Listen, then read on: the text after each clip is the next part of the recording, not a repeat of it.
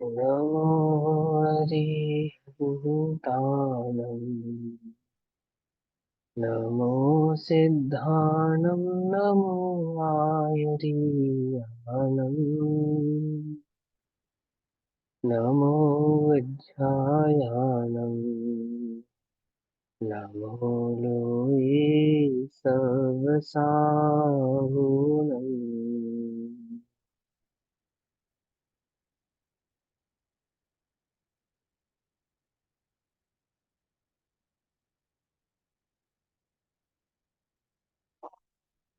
नमः समय साराय अनुभूत्या चिकासते चित्तभावाय भावाय सर्वभावान्तरच्छिदे।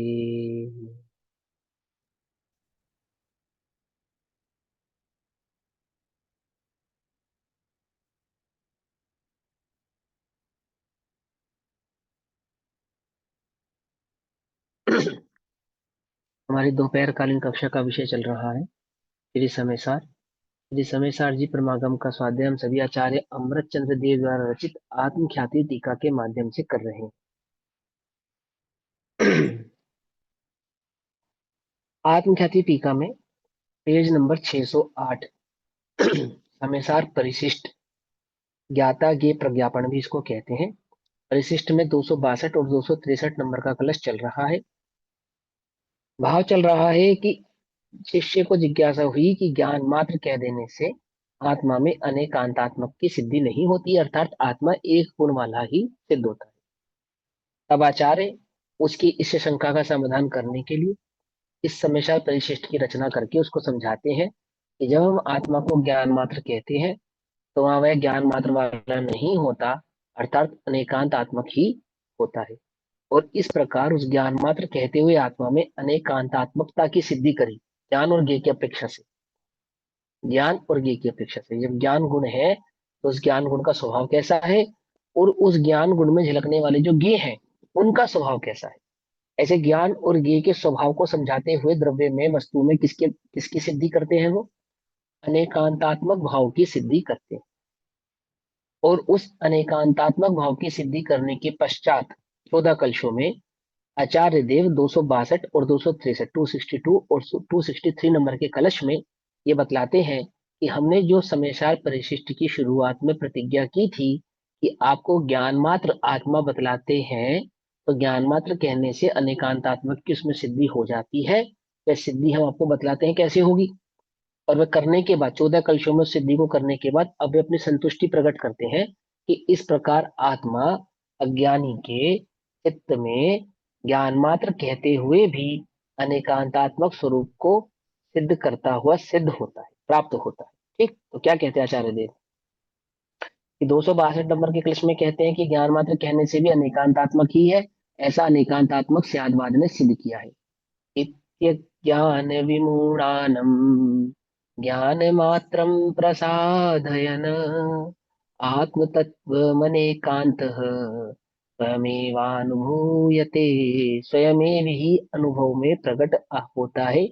अनेकांत की भाव को सिद्ध करने पर वह आत्मा ज्ञान मात्र कहने से अनेकांतात्मक स्वयं ही समझ में आ जाता है। तो क्या कहते हैं, इस प्रकार अनेकांत अनेकांत अर्थात स्यादवाद अज्ञान विमूढ़ानाम अज्ञान मूढ़ प्राणियों को, जिनको वस्तु स्वरूप की सिद्धि नहीं हुई थी, ऐसे अज्ञानियों को ज्ञान मात्र आत्म तत्व प्रसिद्ध करता हुआ स्वयमेव अनुभव में आता है। अनेकांत क्या कह रहा है आत्मा के विषय में, अनेकांत ही यह सिद्ध कर रहा है, त्यागवाद ही ये सिद्ध कर रहा है कि आत्मा कैसा है, ज्ञान मात्र है। ठीक है ना। तत् तत् आदि भावों को लिए हुए, एक अनेक आदि भावों को लिए हुए आत्मा कैसा है, अस्ति नास्ति भावों को लिए हुए आत्मा कैसा है, एक ज्ञान मात्र ही है, ऐसा वह अनेकांत उस विमूढ़ को सज्ञानी को सिद्ध कर रहा है। और वह स्वयं स्वयं अनुभव में आता अर्थात अपने आप ही जानने में आ जाता है। ज्ञान मात्र आत्म वस्तु अनेकांतमय है। परंतु अनादि काल से प्राणी अपने आप अथवा एकांतवाद उपदेश सुनकर, एक पक्ष का उपदेश सुनकर या मिथ्या कल्पना कर कर अपने आप ही ज्ञान मात्र आत्म तत्व संबंधी अनेक प्रकार से पक्षपात करके ज्ञान मात्र आत्म तत्व का नाश करते हैं। अज्ञानी कैसे हैं? वस्तु स्वरूप को भली प्रकार से तो समझते नहीं है। जैन दर्शन जैन आगम को पढ़ के भी और आत्मा को जब हम ज्ञान मात्र कहते हैं तो क्या करते हैं? मिसप्रसेप्शंस करते हैं, गलत धारणाएं अपने चित्त में बैठा लेते हैं और आत्मा के एक पक्ष को देखते हुए आत्मा के स्यादवाद वाले भाव को समझते नहीं है, उसके अनेकांतात्मक भाव को समझते नहीं है। और क्या करते हैं? ज्ञान मात्र आत्मा का नाश कर देते हैं। ज्ञान मात्र कहने पर ज्ञान मात्र का भाव ना समझने के कारण क्या कर देते हैं? उसका उसका नाश कर देते हैं। उनको, उन अज्ञानी जीवों को स्यादवाद, जो स्यादवाद है, वह ज्ञान मात्र आत्म तत्व का अनेकांत स्वरूप न प्रकट करता है। उन अज्ञानी जीवों को स्यादवाद क्या करता है? ज्ञान मात्र आत्मा का अनेकांतात्मक बना भाव प्रकट करता है, समझाता है। यदि अपने आत्मा की ओर दृष्टिपात करके, यदि तुम अपने आत्म तत्व की ओर देखें, आप अपनी आत्म तत्व की ओर देखो, उसका अनुभव करो, उसके स्वरूप को निहारोगे तो क्या पाओगे? करके अनुभव करके देखा जाए तो त्यागवाद के उपदेश अनुसार ज्ञान मात्र आत्म वस्तु अपने आप अनेक धर्मयुक्त प्रत्यक्ष अनुभव गोचर होती है। त्यागवाद से ज्ञान मात्र आत्मा की सिद्धि करने के बाद जब आप अपने ज्ञान मात्र आत्म तत्व की ओर देखोगे, अनुभव करोगे ज्ञान मात्र की अपेक्षा से, तो क्या पाओगे? कि उसमें धर्म, अनेक धर्म युक्त भगवान आत्मा में जो अनेक धर्म युक्त भाव है वो आप ही दृष्टि गोचर होते हैं, समझ में आते हैं, ज्ञान का विषय बनते हैं। इसलिए हे प्रवीण पुरुषों, प्रवीण मतलब ज्ञानी पुरुषों, समझदार जीवों, अपना कल्याण करना चाहते हो ऐसी भावना वाले जीवों, हलुकर्मी जीवों, तुम ज्ञान को तत्रूप, तत्स्वरूप और अतत स्वरूप, एक स्वरूप और अनेक स्वरूप, अपने द्रव्य क्षेत्र काल भाव से सत्स्वरूप और पर के द्रव्य क्षेत्र काल भाव से असत स्वरूप, नित्य स्वरूप और अनित्य स्वरूप इत्यादि अनेक धर्म स्वरूप प्रत्यक्ष अनुभव गोचर करके प्रतीति में लाओ।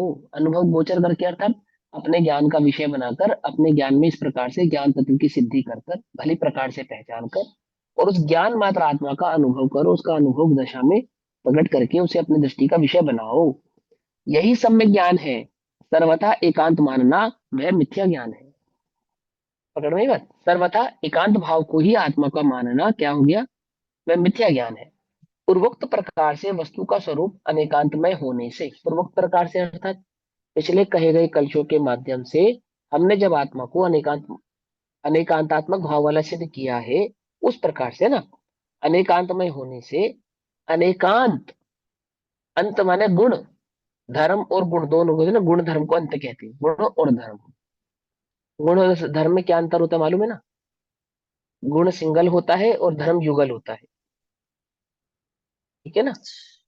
गुण सिंगल होता है, अकेला होता है, और जो धर्म होता है वो युगल से होती है। धर्म युगल होता है जैसे कि अस्ति नास्ति, तत् अतत, और गुण होता है ज्ञान, दर्शन, सुख, वीर्य, ऐसे। ये अंतर होता है। तो इसलिए अनेक, अनेकांत में अंतकर्त गुण धर्म होता है, मात्र गुण भी नहीं होता और मात्र धर्म भी नहीं होता, गुण धर्म। और अनेक माने एक से अधिक, और अध्यात्म में अनेक का अर्थ तो अनंत ही समझना चाहिए। ये मनीषा दीदी है, इनका एक बार म्यूट करवा देना।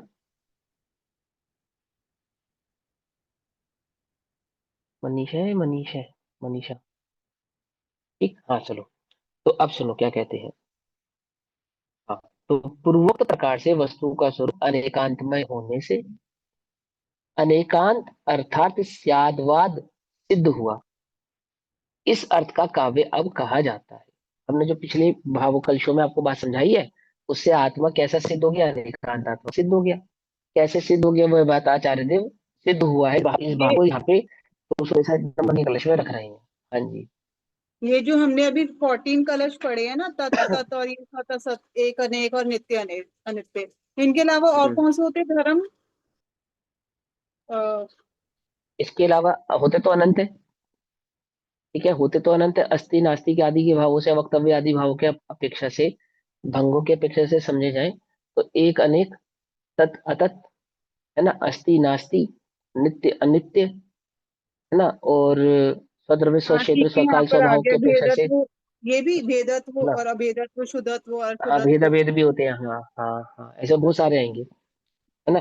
तो क्या कहते हैं। तो ये हम इन्हें थोड़ा ना मानेंगे, जो हमने ये पीछे कर्ता कर्म अधिकार में जो हमने वो कितने कलश पढ़े थे निश्चय और व्यवहार के, एक नए से ये और एक नए से वो, एक नए से ये, जिसमें बोला कि आप पक्षातिक्रांत होकर वस्तु को देखो, वो वाले थोड़ा ना आएंगे धर्म। वो धर्म थोड़ा ना आएंगे, उसमें कर्ता और कुछ अकर्ता। उसमें कुछ आएंगे, उसमें कुछ आएंगे नहीं, करता करता नहीं, वो तो नित्य धर्म ही नित्य आ होंगे। जाएगा, जैसे एक हाँ, उसमें नित्य नित्य आ जाएगा, होगा। एक अनिटपना आ जाएगा, है ना। गुण धर्म और हाँ। पर्याय की अपेक्षा से आएगा वो सारा का सारा, है ना। हाँ, तो क्या कहते हैं देखो। नहीं, जो ये कलश नंबर सामान्य और 263। विशेष धर्म होते हैं फिर ये। सामान्य विशेष धर्म होते हैं, सामान्य विशेष गुण होते हैं। गुण होते हैं। सामान्य विशेष तो धर्म हुआ या गुण हुआ, तो सामान्य विशेष गुणों की अपेक्षा से कहा। और एक वस्तु का स्वरूप सामान्य विशेषात्मक है, ऐसा भी कहा। तो वहां जो सामान्य विशेषात्मक कहा है वो धर्म की अपेक्षा से कहा है। एक, और सामान्य और विशेष होते हैं, वो गुण भी होते हैं, दोनों बातें। तो आप सामान्य विशेष कौन सा पूछ रहे हो, गुणों वाला सामान्य विशेष पूछ रहे हो, हाँ, या ये वस्तु का सामान्य स्वरूप गुण, सामान्य जो ये विशेषात्मक होता है। प्रमेयत्व, जो ये प्रमेयत्व गुण हाँ, वगैरह ये थे ना, गुण है, ये आए थे माइंड में, ये गुण है, कारक गुण। ये गुण, हाँ ये गुण है, हाँ ये गुण है। मैंने बताया ना, अलकार तो दो होते हैं, एक नेट गुण, फ्लक्चुएट कर। एक धर्म। मेरा नेट फ्लक्चुएट हो रहा है, तभी को मेरी आवाज कट कट के आ रही है। क्लियर आ रही है, बट हाँ मतलब cut cut cut cut cut हो रहा है, बट सुनाई बीच पूरा बीच समझ। में कट रही है। ऐसे ये स्वतंत्रता है, हम कुछ नहीं रखते। चलो, 263 नंबर के कलश आचार्य देवी भाव रखते हैं कि हमने आपको निकांतात्मक भाव की सिद्धि कर दी है। क्या कैसे कहते हैं, एवं तत्व व्यवस्थित्या स्वयं व्यवस्थापयन स्वयं अलंघयम शासनम जैन मनिकांतो व्यवस्थितः। अलंघयम, जो लांघा नहीं जा सकता, जिसका कोई पार नहीं, जैसे समुद्र अलंग है ऐसा कहते हैं ना लोक में, कि आप तैर के पार नहीं कर सकते आदि आदि, हालांकि वो लांघा जाता है, इस पार से उस पार जाया जा सकता है। परंतु जैन दर्शन कहता है कैसा है, जिसको आप पार नहीं कर सकते, पार नहीं कर सकते अर्थात जिसका विरोध नहीं कर सकते, जिसको आप लांग नहीं सकते। पकड़ में ही मत नहीं, पकड़ में ही। तो क्या कहते हैं, इस प्रकार एवं इस प्रकार अनेकांत जैनम अलंग शासनम, जैनियों का अलंग शासन है। शासन माने सिद्धांत, सिद्धांत अनेकांत जैनियों का अलंग शासन है, जिसका कोई विरोध नहीं कर सकता, जिसके कोई पार नहीं जा सकता, अर्थात जिसके एंटी में कोई अपनी बात को सिद्ध नहीं कर सकता। कि जो जिनेन्द्र देव का, जिन देव का अलंग है, किसी से तोड़ा न जाए, ऐसा शासन है, वह है तत्व व्यवस्थया, वस्तु के यथार्थ स्वरूप की विस्तृति, अर्थात व्यवस्था द्वारा स्वयं स्वयं व्यवस्थापयन, स्वयं अपने आप को स्थापित करता हुआ, स्थित हुआ, निश्चित हुआ और सिद्ध हुआ। क्या कहते हैं कि वस्तु स्वरूप को आपो आप ही, जैसी वस्तु है ना आपो आप ही स्वयं सिद्ध, ऐसे ही वह अनेकांत कैसा है, वस्तु के स्वरूप को बतलाने वाला वस्तु के समान ही स्वयं सिद्ध है। और वह स्वयं सिद्ध वस्तु को बतलाने वाला जो अलंग शासन है, उसने वस्तु के स्वरूप को जब प्रकाशित किया, तो कैसा हुआ, प्रकाशित होता हुआ, वह स्थित हुआ, निश्चित हुआ और सिद्ध हुआ। अनेकांत अर्थात स्यात्वाद, वस्तु स्वरूप को यथावत स्थापित करता हुआ, वस्तु स्वरूप को यथावत स्थापित करता हुआ, अर्थात यथावत वस्तु स्वरूप को बतलाता हुआ। ऐसा नहीं कि पहले तो वस्तु अव्यवस्थित थी, फिर उसने व्यवस्थित स्थापित कर दिया, ऐसा नहीं।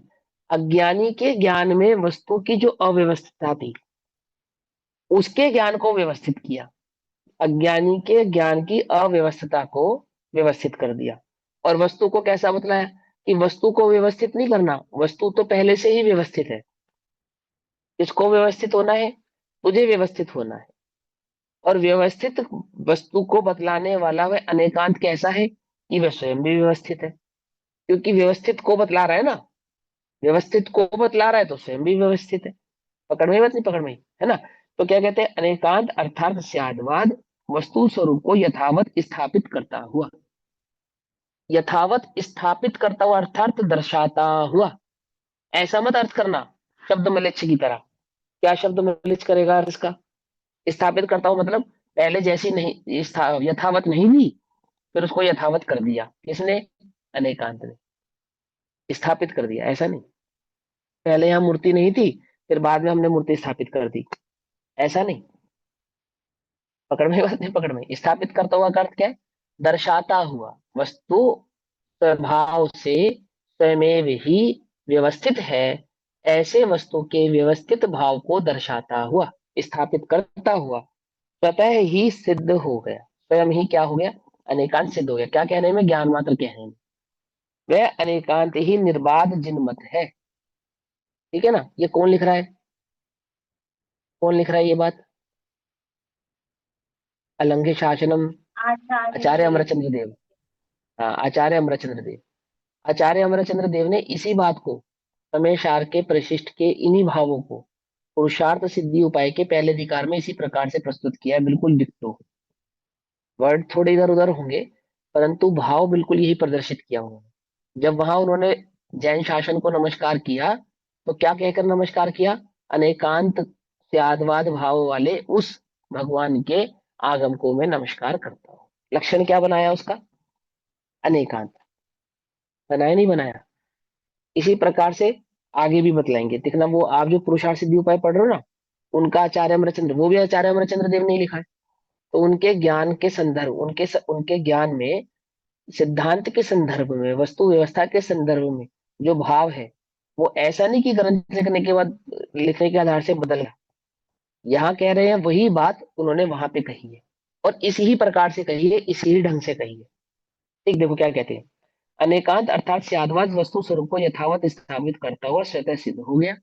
वह अनेकांत ही निर्बाध जिन मत है, जिनमें जिसमें किसी प्रकार की कोई बाधा नहीं है, निर्बाधित है, और यथार्थ वस्तु स्थिति को कहने वाला है। आगे ना मत, वस्तु स्थिति को यथार्थ कहने वाला है। जैसी वस्तु है, वस्तु को वैसा ही बतलाने वाला है। कहीं किसी ने असत कल्पना से वचन मात्र प्रलाप नहीं किया है। अपनी बुद्धि से कह दिया हो, कल्पना करके कह दिया हो, है ना, हमको ऐसा लगा इसलिए कह दिया हो, तो ऐसा कल्पना करके नहीं कहा है। इसलिए हे निपुण पुरुषों, भली भांति विचार करके प्रत्यक्ष अनुमान प्रमाण से अनुभव कर देखो। कैसे अनुभव करके देखो? भली प्रकार से, सही प्रकार से विचार करके, विचार माने विवेक पूर्वक, विवेक पूर्वक, प्रत्यक्ष,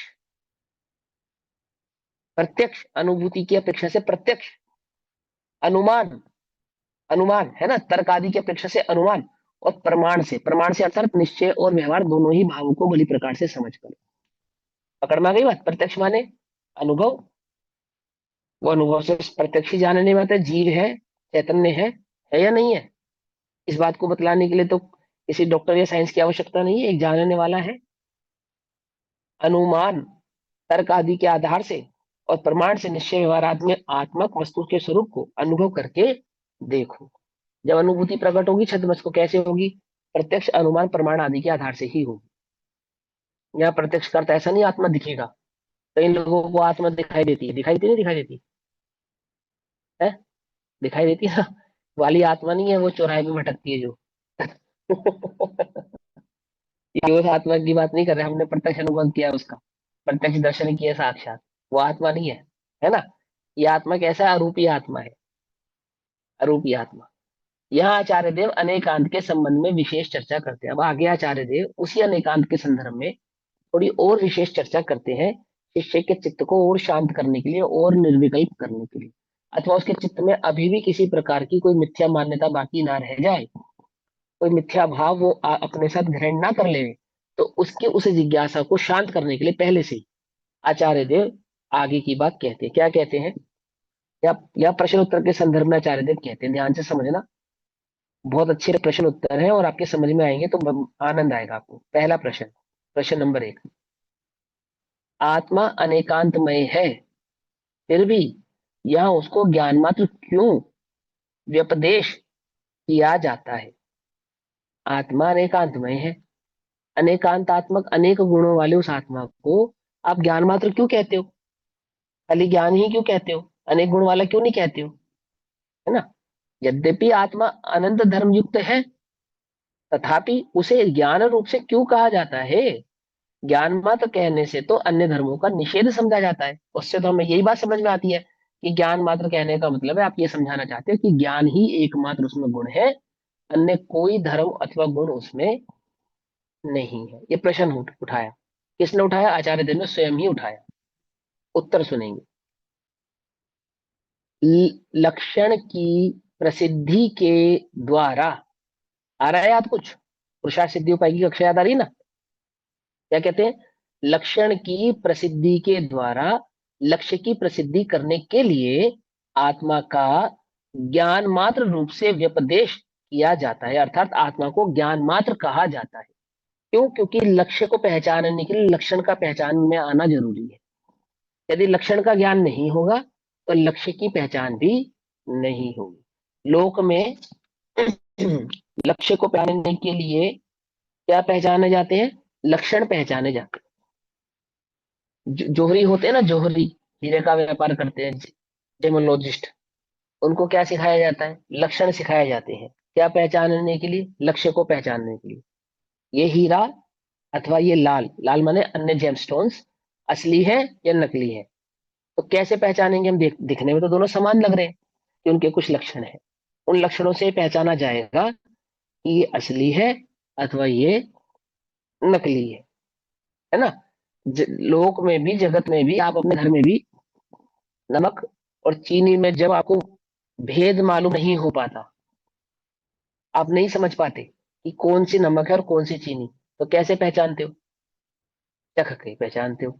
चखते हो अर्थात लक्षण से, लक्ष्य की पहचान करते हो। ओ, ये नमक है, ये चीनी है। लक्ष्य यानी कि वो वस्तु, और लक्षण अर्थात उसका गुण। चखा आपने, ये चीनी है और ये नमक है। ऐसे ऐसे पहचान करते नहीं करते? आपके घर में बिजली वाला आता है, यहाँ तार में लाइट आ रही है नहीं आ रही, कैसे पहचान करता है? उसके पास एक टेस्टर होता है, टेस्टर। उस टेस्टर को वो तार से टच करता है, लाइट जल जाती है, इसका मतलब उसमें बिजली है। लाइट नहीं जलती है तो उसमें बिजली नहीं है। बिजली अरूपी है ना, अरूपी, अरूपी बिजली को लक्षण से, कौन से लक्षण से, है ना, वो बल्ब जला के चेक कर लेता है कि इसमें लाइट है या नहीं है। तो जगत में होता ही ऐसा है। वस्तु की सिद्धि ऐसे की जाती है, वस्तु वस्तु प्रसिद्धि ऐसे होती है कि लक्षणों से लक्ष्य की पहचान की जाती है ना? पकड़ में ही बात नहीं? पकड़ में ही। तो क्या कहते हैं?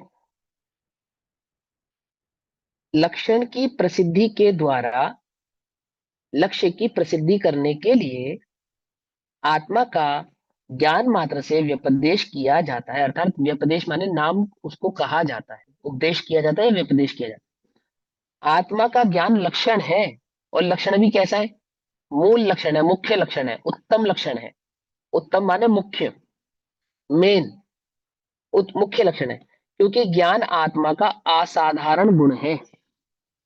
अन्य द्रव्यों में ज्ञान गुण नहीं है। इस एक उत्तर के अंदर क्या बात समझा रहे हैं आचार्य देव? इसी इसी एक प्रश्न के उत्तर को बहुत डिफाइनली पुरुषार्थ सिद्धि उपाय में आचार्य अमरचंद्र देव ही कहेंगे, कह रहे हैं, है ना? यहाँ पे भी हम उसको थोड़ा सा याद कर लेते हैं, रिकॉल कर लेते हैं। क्या कहते हैं कि लक्षण किस, पहले तो ये समझाते हैं कि लक्षण किसको कहना, कि जिसमें तीन प्रकार के दोष ना हो: अव्याप्ति, अतिव्याप्ति और असंभवपना। तो जो तीन प्रकार के दोषों से रहित हो वह लक्षण है, और लक्षण से लक्ष्य की प्रसिद्धि अर्थात प्राप्ति होती है। तो वह आत्मा का लक्षण हमने ज्ञान ही क्यों बनाया? क्योंकि ज्ञान ही एकमात्र ऐसा गुण है, असाधारण गुण है आत्मा के पास, जिसमें तीन प्रकार के दोष नहीं लगेंगे। कौन कौन से तीन दोष नहीं लगेंगे? अव्याप्ति, अतिव्याप्ति और असंभवपना। ऐसे तीन प्रकार के दोष उस लक्षण में लगते नहीं। यदि हम नमक और शक्कर को सफेद रंग से पहचानेंगे तो गड़बड़ होगी या नहीं होगी? बोलो, आप खुद बताओ, अनुभवी हो आप। होगी। होगी ना? बिल्कुल होगी। क्यों होगी? क्योंकि लक्ष्य दोनों में अतिव्याप्ति दोष है। शक्कर भी सफेद होती है और नमक भी सफेद होता है। तो किसे लक्षण बनाए भैया? किसे बनाए? कि जो शक्कर में ना पाया जाए, नमक में ही पाया जाए, अथवा जो नमक में ना पाया जाए मात्र शक्कर में ही पाया जाए। कौन सा वो लक्षण है? कि मिठास कहीं भी मिलेगी तो शक्कर मात्र में मिलेगी, है ना? और ऐसे ही खारापन कहीं मिलेगा तो वह नमक मात्र में ही मिलेगा। ऐसे अतिव्याप्ति, अव्याप्ति और असंभव पने के दोषों से दूर भैया, आत्मा का ज्ञान लक्षण है। तो ये हाँ, आपने सफेदी गुण बताया, चीनी और उसका नमक का सफेदी हमने लक्षण बनाया, और हमने अतिव्याप्ति। इसमें बताया कि अव्याप्ति दोष हो जाता है ना। अगर हम इसका मेन लक्षण जैसे ये कि चीनी के अंदर खारापन नहीं पाएगा, असंभव है, तो असंभव दोष भी हाँ, बना सकते हैं हम, हाँ जैसे हमने असंभव है ना, चीनी में खारापन। हाँ बिल्कुल असंभव कर सकते हैं, खारापन नहीं पाना चीनी में असंभव है। सफेदी पने से तो हमने जगत में अव्याप्ति दोष कर अब दिया, चीनी में खारापन भी पाया जाने लगे और मिठास भी पाई जाने लगी तो गड़बड़ हो जाएगी ना। गड़बड़ हो जाएगी। हाँ, हाँ गड़बड़ हो जाएगी, वो सफेदी तो पने फिर से वो तो हमने उससे तो अव्याप्ति वस्तु की दोष सिद्धि कर नहीं है। दिया, सफेदी हाँ, पने की अपेक्षा हमने अव्याप्ति दोष कर दिया। अतिव्याप्ति, सफेदी की अपेक्षा से अतिव्याप्ति। ठीक है ना। हाँ। तो आत्मा का अव्याप्ति, ज्ञान अव्याप्ति लक्षण है अतिव्याप्ति, सफेदी अतिव्याप्ति नहीं, दोष है, अतिव्याप्ति है। अव्याप्ति नहीं। अतिव्याप्ति जो एक से अधिक में, अतिव्याप्ति है। नमक में भी सफेदी है और चीनी में भी सफेदी है, तो अतिव्याप्ति हो गया ना। अति माने अधिक, एक से अधिक द्रव्यों चीनी में का पाया जाने अव्याप्ति के दोष कारण। तो मिठास हुआ। चीनी का अव्याप्ति दोष तो नहीं मिठास नहीं हुआ ना आप, भैया, नहीं होगा नहीं मिठास से। अरे मिठास तो चीनी का मूल लक्षण है दीदी, अव्याप्ति दोष कैसे हो गया वो। हाँ ठीक है, अतिव्याप्ति वो हमने केवल ज्ञान की अपेक्षा लगाया था ना, जैसे जीव में जीव को रागी द्वेषी हाँ, मानना, और फिर हमें केवल ज्ञानी जीवों को भी रागी द्वेषी मानना पड़ेगा, इस टाइप से हमने कल बनाया था ना देखो सुनो सुनो अतिव्याप्ति। सुनो सुनो, चीनी, ध्यान से समझना, ध्यान से समझना, कोई बात नहीं उसमें क्या बात है, क्षेपक्षम ज्ञान है ना। बहुत सारे विषयों में हम भी ऐसे ही हैं, बहुत सारे विषयों में आप ऐसे हो सकते हो, उसमें क्या बात है। आप और हम कोई अलग थोड़ी है, सिद्धि ही है सब, है ना। कोई बात नहीं, क्षेपक्षम ज्ञान से मत समझो, अभी हम समझेंगे इस बात को। अपने को क्षेपक्षम ज्ञान की कमी से कम मत समझना। हाँ, ज्ञान मात्र की अपेक्षा से अपने को पूरा ही देखना। हाँ, देखो समझो ध्यान से। चीनी पाउडर फॉर्म में होती है, ध्यान से सुनना पहले, है ना, या क्रिस्टल फॉर्म में होती है, या लिक्विड फॉर्म में होती है। ये तीन तीन बातें पूछी मैंने। चीनी का फॉर्म पाउडर होगा, क्रिस्टल होगा, या लिक्विड होगा, या तीनों ही हो सकती है। प्रश्न समझ में आ गया, है ना। चार ऑप्शन दे दिया आपको तीनों ही हो कि सकते। वो पाउडर फॉर्म में होती है, क्रिस्टल फॉर्म में होती है, लिक्विड फॉर्म में होती है, या तीनों ही हो सकते हैं। तो आप कहते हैं कि भैया वो तीनों ही हो सकते हैं, है ना। क्योंकि चीनी तीनों ही हो सकती है, कभी वो पाउडर भी हो सकती है, चीनी हो सकती है ना पाउडर, कभी वो क्रिस्टल भी हो सकती है, और कभी वो लिक्विड भी हो सकती है। तो हम पाउडर, क्रिस्टल और लिक्विड, इसको चीनी का अव्याप्ति दोष कहेंगे। अव्याप्ति दोष क्यों कहेंगे चीनी का? क्योंकि ये चीनी में व्याप्त तो है, पर कहीं है और कहीं नहीं है। जिस समय चीनी क्रिस्टल है उस समय लिक्विड और पाउडर नहीं है, जिस समय पाउडर है उस समय लिक्विड और क्रिस्टल नहीं है, और जिस समय लिक्विड में है उस समय पाउडर और क्रिस्टल फॉर्म में नहीं है। लेकिन चीनी में तीनों ही पाए जाते हैं, कभी कोई पाया जाता है, कभी कोई पाया जाता है, कभी कोई पाया जाता है, सतत नहीं पाए जाते, ऑलवेज नहीं पाया जाता। ऐसा है या नहीं है? तो जो चीनी जिस फॉर्म में होती तो है उसका तो हम निषेध नहीं कर रहे, लेकिन ऑलवेज जिस फॉर्म में नहीं रहती, उस फॉर्म को हम चीनी का क्या नहीं बनाएंगे, लक्षण नहीं बनाएंगे। तो जो चीनी में है तो सही, पर ऑलवेज नहीं है, उसको कहते हैं अव्याप्ति लक्षण। चीनी जब भी होगी तो या तो क्रिस्टल फॉर्म में होगी, या तो पाउडर फॉर्म में होगी, या तो लिक्विड फॉर्म में होगी। गैस फॉर्म में हो सकती है शक्कर? बोलो, शक्कर का गैस फॉर्म भी हो सकता है कि नहीं हो सकता?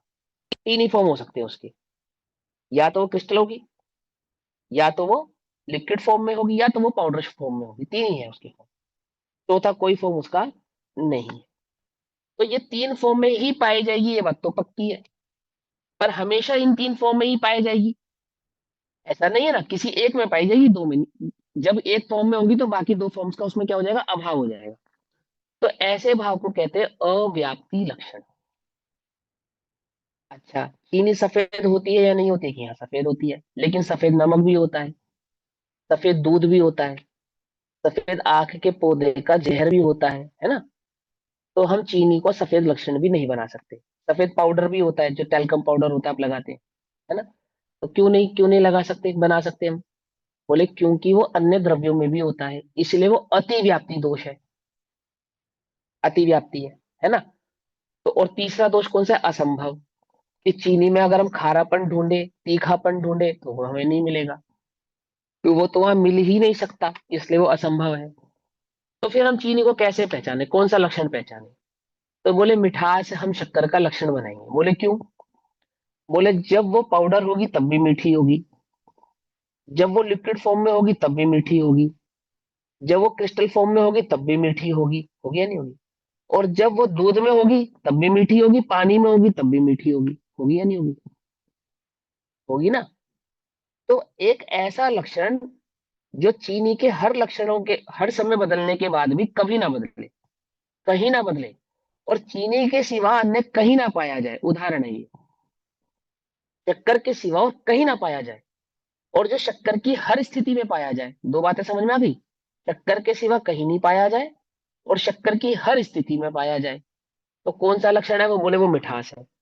ये शक्कर किसी भी फॉर्म में हो, मीठी ही रहने वाली है। जैसे गुजराती लोग सब्जी में शक्कर डालते हैं, तो क्यों डालते हैं? सब्जी को नमकीन करने के लिए, और नमकीन बनाने के लिए मीठेपन के नहीं, लिए। मीठी करने के लिए। हाँ, माने वो नमक मिर्च के साथ बनी हुई सब्जी में भी, तीखे साग में भी शक्कर जाती है, तो वहां अपने मिठास लक्षण को त्यागती नहीं है। पकड़ में ही, पत्नी पकड़ में। हम जब भी जगत में शक्कर को खोजेंगे, और अगर मिठास से खोजेंगे तो शक्कर को पा जाएंगे, अन्य किसी लक्षण से खोजेंगे तो नहीं पा पाएंगे। आगे बस समझ में। ऐसे ही आत्मा पे घटित करा उन्होंने, कि यदि हम आत्मा का राग लक्षण बनाते हैं, राग, तो ये बात तो पक्की है कि जब भी इस जगत में राग द्वेष को ढूंढा जाएगा, जब भी ढूंढा जाएगा, कहाँ मिलेगा? अगर राग द्वेष ढूंढे तो छह द्रव्यों में से किस द्रव्य के साथ प्राप्त होगा? एक द्रव्य के जीव के साथ प्राप्त होगा, है ना। लेकिन क्या वो जीव के साथ सर्वथा पाया जाता है? नहीं हमेशा पाया जाता है? नहीं पाया नहीं जाता। इसलिए उसे अव्याप्ति लक्षण कहते हैं। अव्याप्ति दोष है वो, लक्षणाभास दोष है वो। ठीक। अच्छा, तो हम अरूपी लक्षण बना लेते हैं आत्मा का। बोले अरूपी तो धर्म अधर्म आकाश और काल भी होते हैं, तो क्या हम उन्हें भी आत्मा मान ले? तो अरूपी को भी नहीं बना सकते, इसलिए वो अतिव्याप्ति दोष हो गया। और हम चेतना को जड़ मान ले, जड़ जड़ लक्षण बना ले। बोले नहीं, वो तो कभी पाए, अगर वो चैतन्य है तो जड़ नहीं हो सकता। समझे नहीं समझे? अच्छा, तो चलो केवल ज्ञान बना ले, केवल ज्ञान लक्षण बना ले आत्मा का। क्या लक्षण कहलाएगा ये केवल ज्ञान? तीनों तीनों। अब मैं पूछूंगा, मुझे मुझे पूछने दो, आप बीच में मत बोलना। केवल ज्ञान आत्मा का अव्याप्ति, अतिव्याप्ति और असंभव, तीनों में से कौन सा दोष है और क्यों? ठीक है, प्रश्न समझ में आ गया? रुक जाओ दीदी, आपको तो समझ में आ गया, और लोगों को तो देखने दो, है ना। सभी को तो पूछो। किरण आंटी आए आज? किरण आंटी बता देंगे, चलो किरण आंटी से पूछते हैं। सुन रहे किरण आंटी? नहीं सुन रहे हमारी बात? चलो रजनी आंटी से पूछते। रजनी आंटी आप बताओ, केवल ज्ञान आत्मा का लक्षण बनाया जाए तो तीन दोषों में से कौन सा दोष खड़ा होगा? असंभव अव्याप्ति, अतिव्याप्ति या असंभव असंभव? असंभव असंभव। अच्छा चलो, कोई कोई बात नहीं, ठीक है, कोई बात नहीं। अनिता आंटी आप बताने की कोशिश करो, कौन सा लक्षण खड़ा होगा?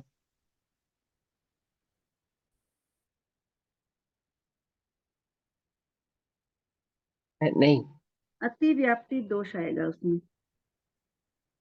अतिव्याप्ति कैसे आएगा बताओ जरा।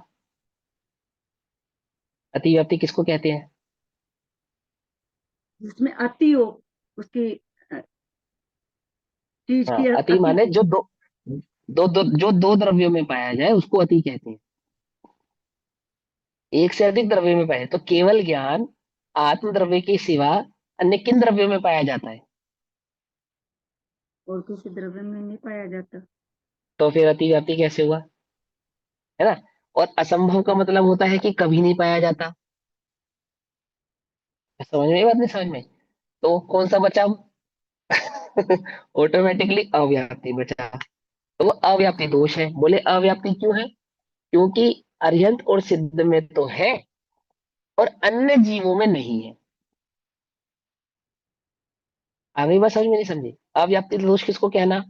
जो कहीं तो है, जीव की किसी अवस्था में तो है और किसी अवस्था में नहीं, यानी जब तक मुझे केवल ज्ञान प्रकट नहीं होगा तब तक मैं जीव नहीं कहला सकता। केवल ज्ञान प्रकट होगा तभी मैं जीव कहलाऊंगा, यदि मैं केवल ज्ञान को जीव का लक्षण बनाऊंगा तो। आगे बात समझ में? नहीं समझ में? तो हम किसको लक्षण बनाए चेतना का?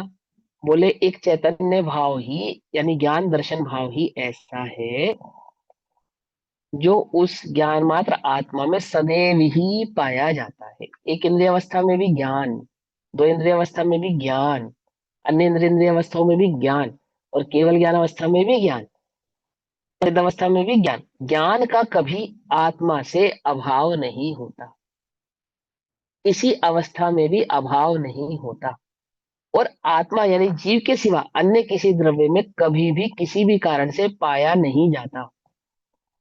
इसलिए ज्ञान ही उस जीव का वास्तविक और मूल लक्षण है। आगे बस समझ में? ये जो लक्षणाभास है ये तो तुम्हें टिप्स पे रटा होना चाहिए, टिप्स पे। टिप्स पे। अब वस्तु की सिद्धि कैसे करोगे, इसको प्रमाणित कैसे करोगे, बोलो? समझे नहीं समझे? लक्षण, लक्षणाभास, ये दो तो आपको अच्छे से समझ में आना चाहिए, है ना? चलो अब समझते हैं आगे। चले आगे चले। हाँ, तो क्या कहते हैं? लक्षण की प्रसिद्धि के द्वारा लक्ष्य की प्रसिद्धि करने के लिए, है ना, आत्मा का ज्ञान मात्र रूप से उपदेश किया जाता है, क्योंकि आत्मा का ज्ञान लक्षण है, और क्योंकि ज्ञान आत्मा का असाधारण गुण अथवा लक्षण है, अन्य द्रव्यों में ज्ञान गुण नहीं है, इसलिए ज्ञान की प्रसिद्धि के द्वारा उसके लक्ष्य की अर्थात आत्मा की प्रसिद्धि होती है। आगे प्रश्न करते हैं, इस लक्षण की प्रसिद्धि से क्या प्रयोजन है? सीधा मात्र लक्ष्य की ही प्रसिद्धि कर दो ना। आपको प्रसिद्धि ही करनी है, पहले लक्षण प्रसिद्ध करोगे, फिर लक्ष्य पे जाओगे, सीधा लक्ष्य ही प्रसिद्ध कर दो। प्रश्न क्या है? सीधा लक्ष्य ही प्रसिद्ध कर दो, लक्षण प्रसिद्ध करो फिर लक्ष्य प्रसिद्ध करो। इतना लंबा क्यों करते हो? प्रश्न समझेंगे। इस लक्षण की प्रसिद्धि से क्या प्रयोजन है? मात्र लक्ष्य ही प्रसाध्य अर्थात प्रसिद्धि करने योग्य है, क्योंकि अल्टीमेटली आपने प्रसिद्ध तो लक्ष्य को ही करना है ना, तो सीधा लक्ष्य को ही प्रसिद्ध कर दो आप। इसलिए लक्षण को प्रसिद्ध किए बिना मात्र लक्ष्य को ही, आत्मा को ही प्रसिद्ध क्यों नहीं करते? सीधा आत्मा ही क्यों नहीं कहते? ज्ञान मात्र ही क्यों कहते हो? ज्ञान मात्र आत्मा ऐसा क्यों कहते हो? आत्मा ही कह दो ना सीधा। पकड़ में ही बात नहीं? पकड़ में ही। उसमें लक्षण जोड़ के और फिर लक्ष्य बतलाना, उसकी क्या आवश्यकता है?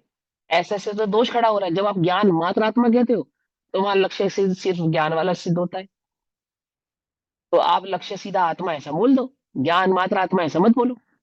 तो उसको उत्तर देते हैं, जिसे लक्षण अप्रसिद्ध हो, अर्थात जो लक्षण को नहीं पहचानता हो, नहीं पहचानता हो। छोटा बच्चा बिजली के लक्षण को नहीं पहचानता। बिजली किसे कहते हैं?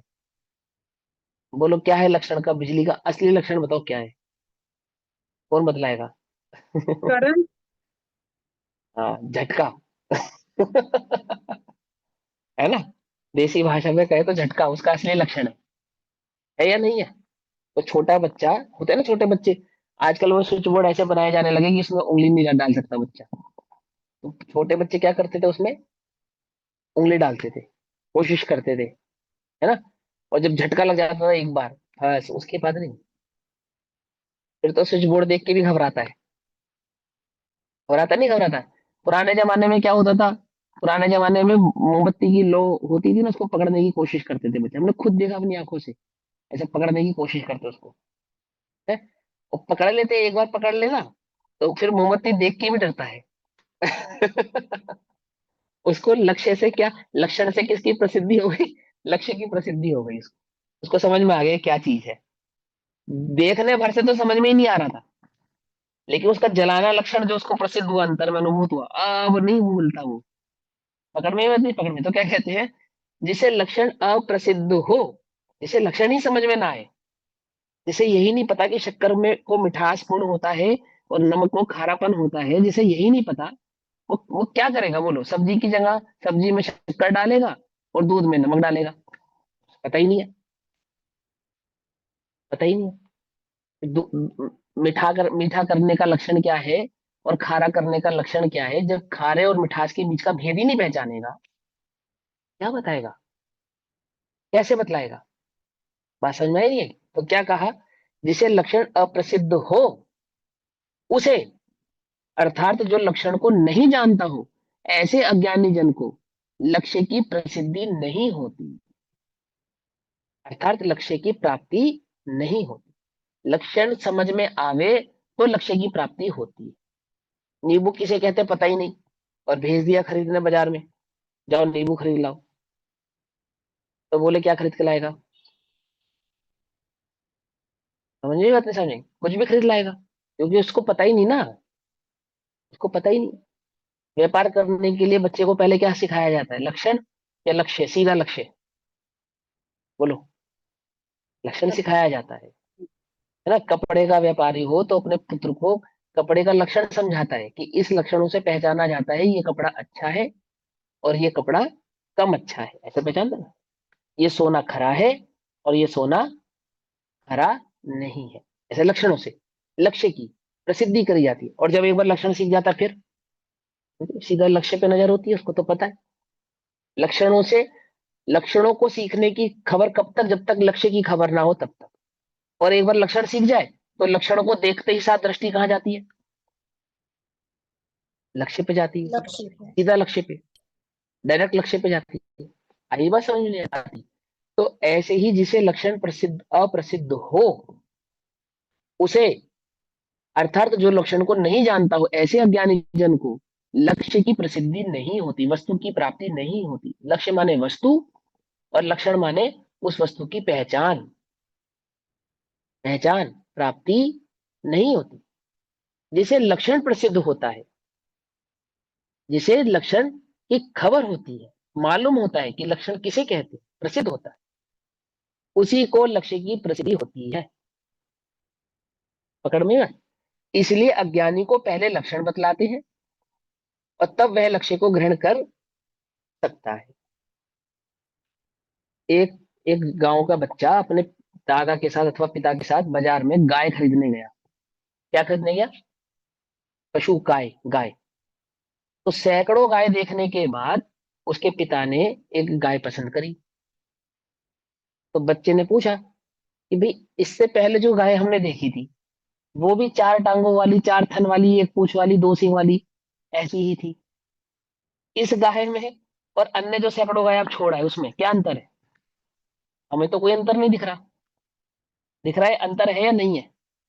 अब लक्षण जानने वाला, क्या लक्षण जानने वाला, कि ऐसी हाइट हो, ऐसा उसका कुबड़ हो, इतनी लंबी पूंछ हो, है ना, इस प्रकार का थन हो, इस प्रकार का उसके गले में बल पड़ता हो, आदि आदि जो उसके लक्षण है गाय के, सच्ची गाय के सच्चे जो लक्षण है, जो पहचान है, तो वो सिद्ध कर पाए कि हाँ ये पशु, ये काव गाय है और इस गाय का जो दूध दूध प्राप्त होगा उससे मुनाफा होगा या शरीर में बल आएगा, वृद्धि होगी, आदि आदि।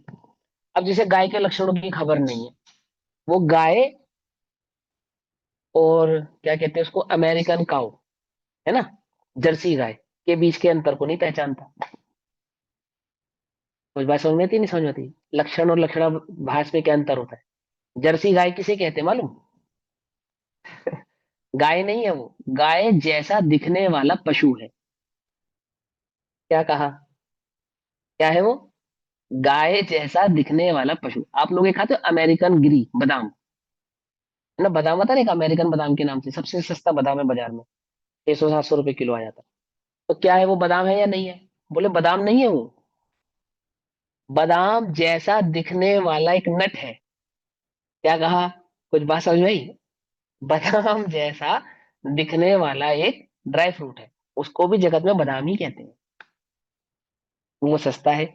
अब असली बादाम किसे कहते हैं, क्या उसका लक्षण है?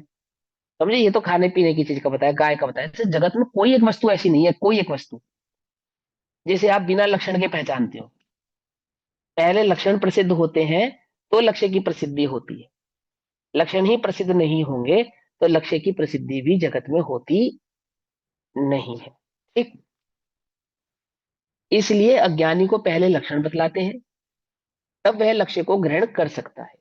अब प्रश्न उठता है, ऐसा कौन सा लक्ष्य है कि जो ज्ञान की प्रसिद्धि के द्वारा अर्थात ज्ञान से भिन्न प्रसिद्ध होता है। ऐसा कौन सा, क्या पूछ रहे हैं, ऐसा कौन सा लक्ष्य है कि जिसको ज्ञान मात्र नहीं कहेंगे तो प्रसिद्धि नहीं होगा? ऐसा कौन सा लक्ष्य है ये? ऐसा कौन सा लक्ष्य है कि जो ज्ञान की प्रसिद्धि के द्वारा भिन्न प्रसिद्ध होता है? उत्तर, ज्ञान से भिन्न लक्ष्य नहीं है। क्या कह रहे हैं? ज्ञान से भिन्न ज्ञाता नहीं है। आई बात समझ में? नहीं समझ में? ये एक बहुत मार्मिक उत्तर है और बहुत ध्यान से समझना। तुम्हें आत्मानुभूति प्रकट करनी है? बोलो, करनी है नहीं करनी है? अब भी हो जाएगी तुम्हें, सच्ची में, बिल्कुल झूठ नहीं बात, मजाक की कोई बात। आत्मा का लक्ष्य मत करके ज्ञान का लक्ष्य कर लो तुम। बस, ज्ञान तो जानने में आ रहा है ना, सच ज्ञान, ज्ञान जानने में आ रहा है ना। इस ज्ञान को पहचान लो, तुम अपने आप ज्ञाता तक पहुंच जाओगे। कितनी देर लगेगी? 10 सेकंड भी नहीं लगेंगे, ईमानदारी से, बिल्कुल लिखित बात। क्या कहा? आत्मा को पहचानना, आत्मा का अनुभव करना है। बोले हाँ करना, कैसे करूं, बताओ बताओ गुरुदेव। ज्ञान से भिन्न लक्ष्य नहीं है। क्या नहीं है? आत्मा ज्ञान से भिन्न, अलग कुछ नहीं है। ज्ञान ही आत्मा है। ये जो सहज ज्ञान ज्ञान ज्ञान ज्ञान ज्ञान जो तेरे जानने में आ रहा है ना, जानन, इस जानन भाव को पकड़ ले तो कहाँ पहुंचेगा?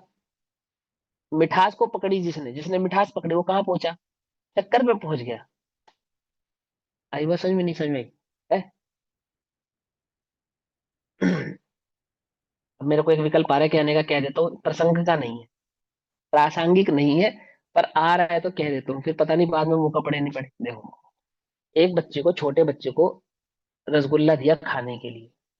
तो पहली बार उसने रसगुल्ला खाया, ठीक है ना, ध्यान से समझना। उसने रसगुल्ला खाया, उसे बड़ा, बहुत बढ़िया लगा, स्वादिष्ट लगा, है ना। उसको पूछा कैसा है, क्या पूछा उसको? कैसा है, कैसा लगा? अब बच्चों के उत्तर सुनना आप।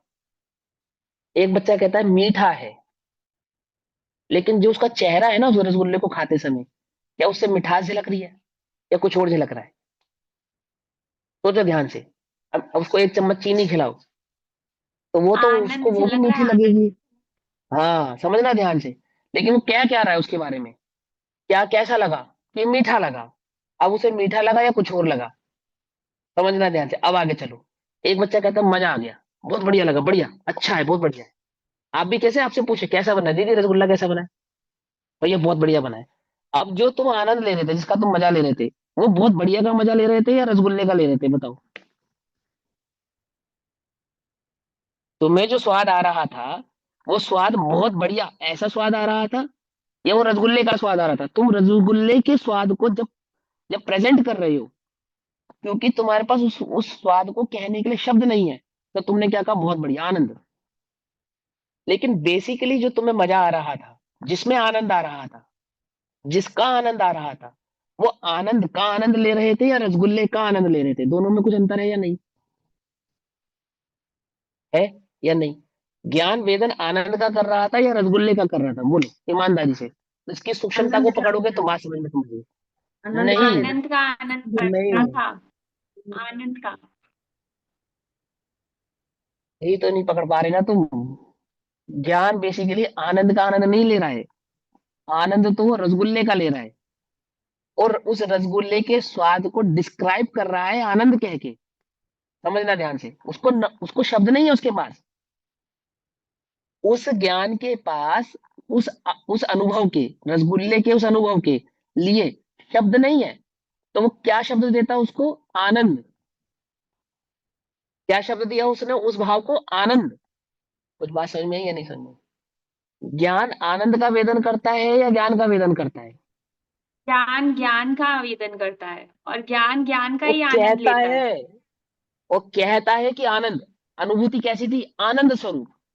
शब्द नहीं है, अवक्तव्य कहते हैं उसको बेसिकली। पकड़ में ही बात? नहीं पकड़ में आई या नहीं समझ में आई बात? भैया एक और एग्जांपल दे दो। हाँ, मैं समझाता हूँ, बहुत सिंपल सी बात, बहुत सिंपल सी बात। जब हम किसी चीज का स्वाद लेते हैं, स्वाद, स्वाद लेते हैं ना, तो स्वाद का आनंद होता है या आनंद का स्वाद होता है? दोनों में से अंतर बताओ क्या है? स्वाद का ही आनंद है। फिर स्वाद का ही आनंद है। आनंद, आनंद का स्वाद होता है या स्वाद का आनंद आनंद का होता है? आनंद स्वाद किसका होता होता है? है, स्वाद ये का समझ, आनंद का, स्वाद का आनंद होता आनंद है। का स्वाद होता है। स्वाद का स्वाद आनंद हाँ स्वाद का आनंद होता है। हाँ, ये तो समझना है, यही तो भाव समझना है। आनंद स्वाद का होता है, लेकिन उस स्वादिष्ट भाव को आनंद से प्रदर्शित किया जाता है। तो मजा आ गया। तो मजा तुम्हें बस रसगुल्ले में खाने में आता है और बाकी चीजों में नहीं आता। हमने तुमको 2 दिन बाद जलेबी खाई खिलाई, तब तुमने क्या कहा? मजा आ गया। उसके 2 दिन बाद तुमको कचौड़ी खिलाई, तुमने क्या कहा? मजा आ गया। अरे गजब हो गया। तुमको सब में एक जैसे ही आनंद आ रहा है, एक जैसे ही स्वाद आ रहा है, एक जैसे ही आ रहा है। मैंने रसगुल्ला, जलेबी और कचौड़ी, सबको तुमने डिस्क्राइब कैसे किया? आनंद आ गया, आनंद आ गया, आनंद आ गया। तो तीनों आनंद एक जैसे थे या अलग अलग थे? ये बताओ आप हमें, पहले तो आप ये बताओ। और किसमें अलग ज्यादा आनंद आया, किसमें कम आनंद आया? बोलो। तीनों एक जैसा हाँ, स्वाद आता वो तीनों का स्वाद भिन्न है, तीनों की तासीर भिन्न है, लेकिन उसका डिस्क्रिप्शन तीनों का सेम है, आनंद आनंद आनंद। ऐसे ही ज्ञान, आनंद से, ज्ञान का जो वेदर होता है ना, ज्ञान, ज्ञान वो आनंद ज्ञान का लेता है, कहता उसे आनंद है। कुछ बात समझ में आई या नहीं आई? ये बात समझ में आ जाए तो तुम्हें बात समझ में आ जाए। बिल्कुल क्लियर अब समझ तुम में आ आनंद गया। खोजोगे, तुम आनंद खोजोगे तो ज्ञान नहीं मिलेगा। हाँ, तुम ज्ञान का आवेदन करोगे तो आनंद मिलेगा ही मिलेगा। कुछ बात समझ में आई या नहीं समझ में? रसगुल्ले खाते समय जो आनंद आया, उस आनंद के साथ अगर जलेबी खाओगे तो जलेबी का आनंद नहीं आएगा। क्या कहा? आनंद पकड़ के कचौड़ी खाओगे तो कचौड़ी का आनंद नहीं आएगा। ऐसा उदाहरण देना पड़ रहा है खोटा। आनंद पकड़ के ज्ञान का आनंद लेना चाहोगे तो ज्ञान का आनंद नहीं आएगा। और ज्ञान का आनंद ज्ञान को पकड़ोगे तो ज्ञान का आनंद आएगा, ज्ञान आनंद हो जाएगा। पकड़ में ही बात नहीं, पकड़ में तो समझ में आती है? बोलो। जब हम तुम्हें कोई पदार्थ खिलाते हैं तो पदार्थ के स्वाद की कल्पना पहले कर लेते हो? कर लेते हो क्या? नहीं। नहीं। स्वाद खाने के, पदार्थ खाने के बाद ही उसके स्वाद का ज्ञान करते हो। ऐसे ही करते हो ना लोक में, कितने चतुर हो तुम। कल्पना पहले नहीं करते? तो ज्ञान के विषय में कल्पना पहले क्यों करते हो? भैया पहले पहले आपने कल्पना जो क्यों करते हो? बोला, हाँ भैया हाँ, बोलो आपने बोलो कहा बोलो। हाँ स्वाद का आनंद आता है, स्वाद का आनंद हाँ, आता है, तो फिर जो स्वाद का आनंद है वो तो सबको एक जैसा आना चाहिए। नहीं अगर नहीं हम नहीं नहीं स्वाद नहीं का नहीं आनंद नहीं। अब मानने चले वो तो तो उदाहरण एक देश है ना, वो तो उदाहरण एक देश है। आत्म अनुभव का आनंद तो सबका एक जैसा ही है। आत्म संबंधी आनंद तो सभी ज्ञानियों का समान है ना, सिद्धों का, अरिहंतों का और मेरे आनंद में, मेरे आत्म अनुभव के आनंद में हाँ, कोई भेद है, ज्ञान कोई का अंतर? आनंद सबका सेम है। नहीं, फिर ज्ञान का वो तो आनंद वो तो सेम तुम है। रसगुल्ले से जोड़ोगे तो अलग ही आएगा। रसगुल्ले का आनंद तो सभी को समान आएगा ही नहीं। भैया, जिसको लेकिन मीठा ज्ञान पसंद का नहीं है आनंद उसको तो तो बिल्कुल आनंद नहीं आएगा। जिसको नहीं मीठा आएगा। पसंद हाँ, नहीं है उसे तो बिल्कुल ही नहीं आएगा उदाहरण से मत आनंद। जोड़ा। हाँ, उदाहरण से हाँ, मत एक जोड़ो। देश में।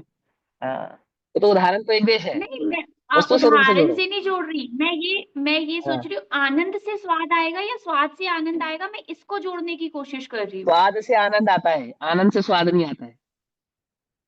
लोक में उदाहरण में तो हम ऐसा कहते हैं, दोनों ही से सिद्धि करते हैं, दोनों तरफ की सिद्धि करते हैं।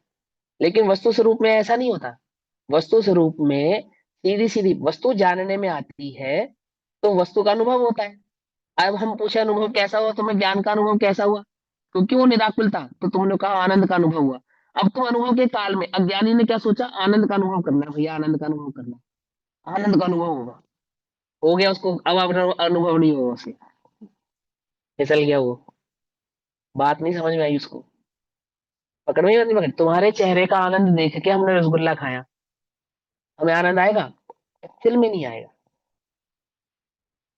हाँ, रसगुल्ले में मगन होवेगा तो रसगुल्ले का आनंद आएगा। ऐसे ज्ञान की मगनता में आनंद आएगा। आनंद की कल्पना करके ज्ञान का वेदन करना चाहेगा तो ज्ञान का आनंद नहीं आएगा। कुछ बात समझ में आती है नहीं समझ में खाने के आती? बाद रसगुल्ले का स्वाद जब अंदर आ गया तब पता चलेगा भाई बहुत हाँ स्वाद, आनंद आ गया खा के। हाँ, तभी तो आनंद आ गया, खाने के आनंद आ बाद ही गया। तो आनंद आएगा ना। ऐसे ही ज्ञान हाँ में ऐसे ही अनुभव वो में हो ज्ञान गया, का अनुभव तब करता हमें है। आनंद आ गया। हाँ तो हम डिस्क्रिप्शन करते हैं आनंद। ज्ञान कैसा है, क्या सम्यक दर्शन में क्या होता है, आनंद होता है। अब है ही ना लोक में, बताओ तुम्हारे पास हो किसी अच्छी चीज का डिस्क्रिप्शन, तुम इस एक शब्द के अलावा अगर कर सकते हो तो बताओ मुझे। लो मैं तुम्हें रोज नई नई डिश बना के खिलाऊं, तुम्हारे पास बढ़िया लगे तुम्हें, तो तुम्हारे पास एक ही शब्द है हर बात के लिए, एक ही शब्द। आनंद आ गया, मजा आ गया, अच्छी थी, आनंद आ गया, मजा आ गया, अच्छी थी, आत्मा तृप्त हो गई, बस। और क्या कहोगे, कहोगे क्या, क्या दोगे बोलो, इससे अधिक क्या कहोगे तुम। इसलिए उसको अवक्तव्य कहते हैं, क्योंकि उसको उसको डिस्क्राइब करने के लिए शब्द ही नहीं है ना। क्या शब्द है, आनंद, यही शब्द है बस। बस फिर तो भैया यही कहते, खा के देख। भैया हाँ कर दे। वो हाँ 1-2 किलो गुलाब जामुन खा गए थे, उनको रसगुल्ले का आनंद आ रहा था या उस समय भी ज्ञान का ही आनंद आ रहा था, वो अरे तो बताना। देखो नहीं देवी वो भैया, मुझे देवी कहाँ ले जा रहे थोड़ा हो, समझ इतनी में आ बढ़िया गया बात को कहाँ ले जा रहे हो, यार, ये उदाहरण कहाँ समझ ले में जा रहे आ हो गया। बताओ। ये एक ये बार ही बताओ। नहीं जैसे वो हमें नहीं कौन खा मालूम। हम किलो हमें नहीं गुलाब मालूम जामुन कितने किलो, और 2 4 5 10 किलो का हमें नहीं मालूम। हम आपसे क्या कह रहे हैं, वो उसको कहाँ, किस बात को कहाँ जोड़ रहे हो आप, देखो इसको नहीं, एक समझो पहले। जनरल ये पूछ रही हूँ मैं, अगर एक समय दृष्टि गुलाब जामुन खाएंगे तो उनको वो गुलाब जामुन का आनंद आ रहा है या उन्होंने ज्ञान का आनंद लिया, वो वाला आनंद आया है? ये एक बार ये एक्सप्लेनेशन करो, ये तो मेरे को समझ में आ गया, ये वाला एग्जांपल आपका बिल्कुल देखो वो अच्छे से दीदी समझ जो में आपका आ गया। प्रश्न है, सम्यक दृष्टि जीव हो चाहे मिथ्या दृष्टि जीव हो, ध्यान से समझ लो दोनों बातें। सम्यक दृष्टि जीव है या मिथ्या दृष्टि जीव है, तात्कालिक जो आनंद होता है वो उपयोग का ही होता है। तात्कालिक जो रस होता है, अनुभव होता है, या उसको संचेतन कहते हैं, या उसको प्रतिभास कहते हैं, वो प्रत्येक जीव को उपयोग का ही होता है और किसी चीज का नहीं है। यदि उपयोग रसगुल्ले में है तो अनुभव वेदना आनंद सब रसगुल्ले का ही है, आत्मा का कुछ नहीं है। हम चारित्र की अपेक्षा से कह दें कि वो सम्यक दृष्टि है, कषा चौकड़ी का भाव है और ज्ञान का ही आनंद ले रहा है, ज्ञान की अपेक्षा से कह दें मिथ्या दृष्टि से सम्यक दृष्टि, वो ज्ञान का ही वेदन कर रहा है। लेकिन जो खरेखर बात है, दो प्रकार की खरेखर बात, स्वभाव की अपेक्षा से तो जीव ज्ञान के सिवा अन्य किसी का वेदन करता ही नहीं। आत्मज्ञानम स्वयं ज्ञानम ज्ञानाद अन्यत् करोति किम, ज्ञान के सिवा कुछ नहीं कर सकता। तो रसगुल्ले के स्वाद रूपी गुण का भी वो ज्ञान ही कर रहा है, आनंद वो ज्ञान का ही ले रहा है, रसगुल्ले का नहीं ले रहा है। एक द्रव्य दूसरे द्रव्य को छू नहीं सकता है। लेकिन आसक्ति की अपेक्षा से, चाहे सम्यक दृष्टि है चाहे मिथ्या दृष्टि है, अगर वो गेयों के प्रति, गेयों में आनंदित है तो वो गेय का ही आनंद है, ज्ञान का आनंद नहीं है। दोनों बातें समझ में आनी चाहिए आपको, सियार बात का कथन नहीं कि वो भोग के काल में आत्मा का ही आनंद ले रहे हैं, ऐसा नहीं है। आत्मा के जब उपयोग आत्म सम्मुख होता है, आत्मस्वरूप होता है, उसी। एक बात बताओ, फिर मुनिराज पुरुषार्थी क्यों करेंगे आत्मा में रमण करने का, उनको तो आहार के समय भी आत्मा का ही आनंद है ना, शास्त्र में लिखते समय भी तो आत्मा का ही आनंद है। वो ऐसा क्यों कहते हैं कि मैं शास्त्र लिख रहा हूँ आत्मा में अपने को स्थापित करने के लिए, उस अनुभव को प्रकट करने के लिए, क्योंकि ज्ञान तो सिर्फ आत्मा का ही आनंद ले रहा है। तो शास्त्र लिखते हुए भी आत्मा का आनंद आ रहा है उन्हें, तो अलग से अलग आनंद लेने की क्या आवश्यकता है। ऐसा छल ग्रहण नहीं करना इन बातों से कि वो गे आसक्त तो हुआ है और ज्ञान का ही आनंद ले रहा है, इसलिए वो फिर वो ज्ञान गे को लुब्ध छोड़े क्यों, वो समझ गे में आ लुब्धता त्यागे क्यों। हाँ समझ में आई बात, नहीं समझ में आई तो वो छठे से सातवें में और सातवें से आठवें में जाने का उद्यम करे ही क्यों, पुरुषार्थ करे ही क्यों, क्योंकि वो तो जो कर रहा है सब ज्ञान का ही आनंद ले रहा है। अब मुझे क्या जरूरत है अनुभव करने की, अलग से अनुभव हो तो रहा है। मैं आपसे चर्चा कर रहा हूँ, क्या कर रहा हूँ, ज्ञान का आनंद ले रहा हूं। नहीं होता ज्ञान का आनंद, इसे नहीं कहते हैं। कहाँ कहा गया, क्यों कहा गया, किस प्रशिक्षण में कहा गया, किस लिए कहा गया, बिना अपेक्षा को जाने समझे कुछ भी अर्थ निकालोगे तो कुछ भी अर्थ निकलेगा, ऐसे नहीं। स्वभाव की अपेक्षा से ज्ञान ज्ञान के सिवा किसी और का आनंद नहीं करता, भोग नहीं करता। लेकिन स्वभाव तो उसका सुखी होने का भी है ना, दुखी होने का नहीं है। स्वभाव तो उसका संसार से मुक्त होकर सिद्धालय में जाने का है ना, संसार में क्या कर रहा है। स्वभाव तो उसका चार गति में भटकने का भी तो नहीं है। स्वभाव तो उसका निगोद में रहने का भी तो नहीं है, वहां क्या कर रहा है। और स्वभाव तो उसका चार कषाय रूप प्रवृत्ति करने का भी नहीं है, तो क्यों कर रहा है, तो क्यों कर रहा है फिर। पकड़ में बात नहीं, पकड़ में ऐसा नहीं, ऐसा नहीं, है ना। हाँ, अब तो के समय हो गया। दुखता के कारण।